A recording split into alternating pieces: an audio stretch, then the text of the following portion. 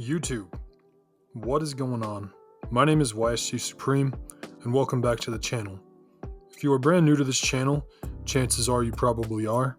Please smash that subscribe button and like this video if you enjoyed what I was talking about. We are currently on the path to monetization, and I am doing this for free, out of passion for the game, so any interaction helps, guys. Anyways, let's get right into the meat and potatoes of today's video. When you think of peak Destiny, whether it be D1 or D2, what do you think of when you think of the best time? When were you having the most fun in this game's 10-year lifespan?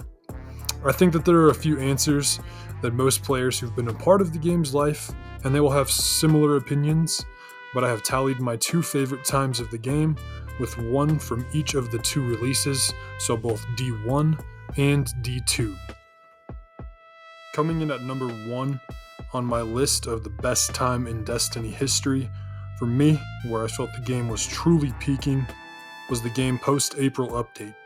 So April 2016 until the Rise of Iron release, which left me with mixed emotions because they gave away the Galahorn in the expansion and nerfed it to oblivion. But let's take a look at exactly what made the April update so great for the game. For starters, obviously, like in most expansions or seasons, we get a light level increase, and in this one we got it up to 335. PvE-wise, we also got a new revamped Prison of Elders, which also introduced the Challenge of Elders event with weekly scorecards for you to complete and give to Varix for rewards. We also, as crazy as it sounds, were given a free, yes, you heard that right, free, strike and the Blighted Chalice strike added to the game. We also got updates to other strikes with taken enemies to increase the difficulty of the activity, and strikes like the Winter's Run, Shadow Thief, and the Sunless Cell, all having these strikes refreshed while being completely incorporated into the Taken War storyline, which I think was awesome. As far as gear goes, a major update that brought raid gear from the Vault of Glass, Crota's End, and King's Fall armor and weapons up to the current light level, and allowed for gear that was sunsetted to be brought back. This was a major win for players, and we finally saw a differentiation in gear and armor that players were using, meaning you can now use the Crota Raid chest and a Challenge of the Elder's helmet with your Vogue leg armor. Change the game completely. As for the sandbox goes and weapon pools onto the PvP side, we saw some major changes to the meta of the game. First thing we saw was the reduction of aim assist and the increase of flinch on sniper rifles, with Bungie hoping to hinder or at least totally end incompletely the sniper rifle meta that was taking place.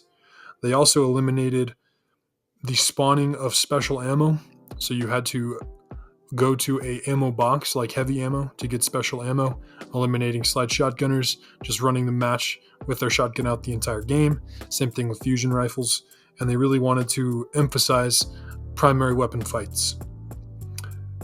As far as primary weapons, we saw a number of adjustments in auto, pulse, fusion, exotic weapons, as well as hand cannons being relatively nerfed. The Thorn, last word meta with the sniper was officially killed, or attempted to be at least. I'm not going to bore you guys with data and numbers, but they changed a lot of stuff, which they did happen to weapon balance usually every update, so it wasn't a surprise here, but the things that they did in this one were what truly set it apart. Abilities were also balanced more, such as nerfs to the Sunbreaker and Striker Titans, and nerfs to basically all Hunters, as well as a buff to Void Warlocks.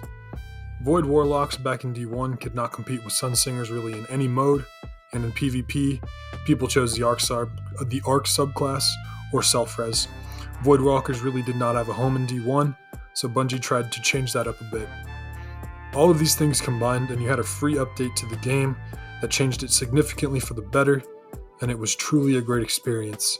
It sucks that Bungie went and betrayed the fanbase in my opinion by giving the Galahorn to everyone in the next expansion months later, but that summer was an absolute blast to play the game.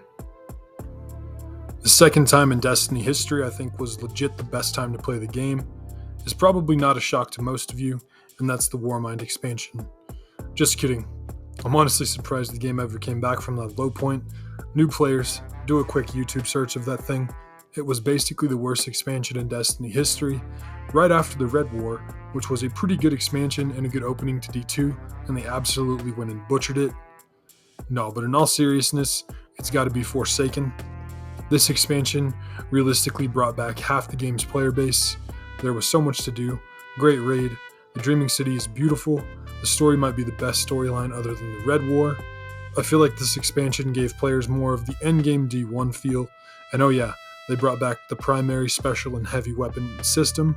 Let's not talk about that, Bungie. Some of us forgive you. The Blind Well, awesome. Gambit that was new and fresh with an interesting new vendor, that was awesome. Collections and triumphs were added. Randomized perk rolls. Bows were added to the game.